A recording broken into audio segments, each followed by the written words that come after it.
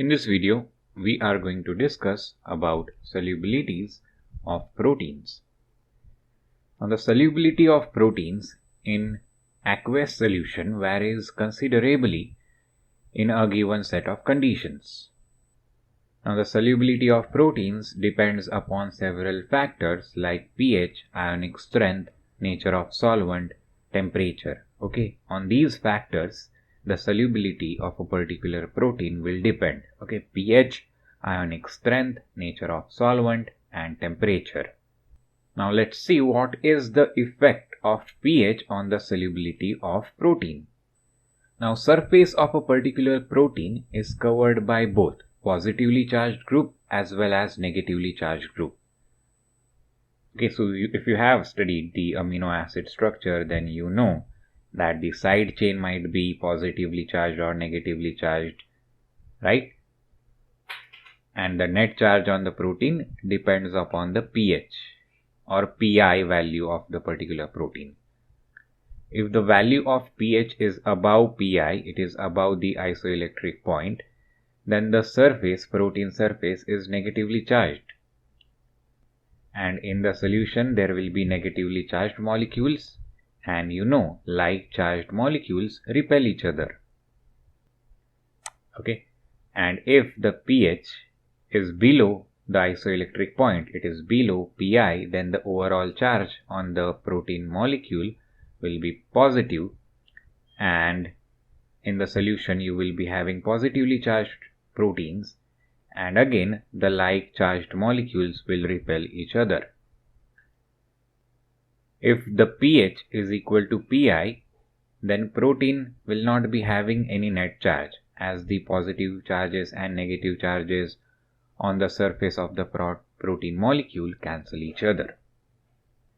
So at pi, okay, if the pH is equal to pi, in this condition, the electrostatic repulsion between the individual protein molecule in the solution will not be there. And that is the reason why if electrostatic repulsion is not there, electrostatic attraction will occur, and that is how the precipitation of protein will take place at isoelectric point. Okay, so by addition of some acid or base makes the pH equal to the isoelectric point of the particular protein, then the precipitation will occur. And this type of precipitation is known as isoelectric precipitation. Now let's discuss about the effect of ionic strength on the solubility of protein. Now the solubility of a protein at a low ionic strength increases by increasing in salt concentration. Okay, as the salt concentration increases, the solubility of the protein also increases. And this process is known as salting out. Okay, so the process in which the solubility of a protein increases by increasing salt concentration, that process is known as salting out. Now this process takes place because of binding of salt ions with the protein's ionizable groups. So if the salt ions have bound to the protein's ionizable group, then that will decrease the interaction of a particular protein with oppositely charged groups, and due to this the solubility will increase.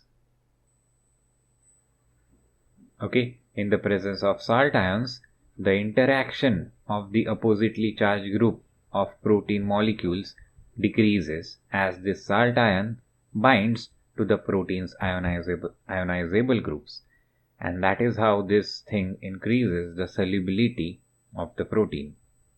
Okay, so when the salt binds to the ionizable group, after that water molecules form a solvation sphere around those groups.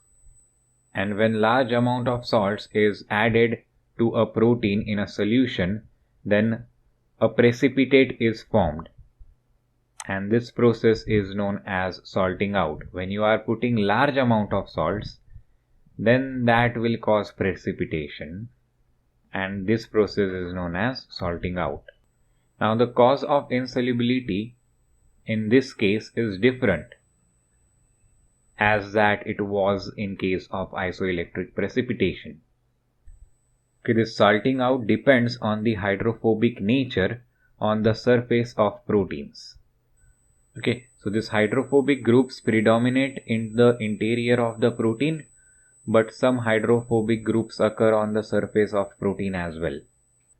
Now water is forced into contact with these hydrophobic groups.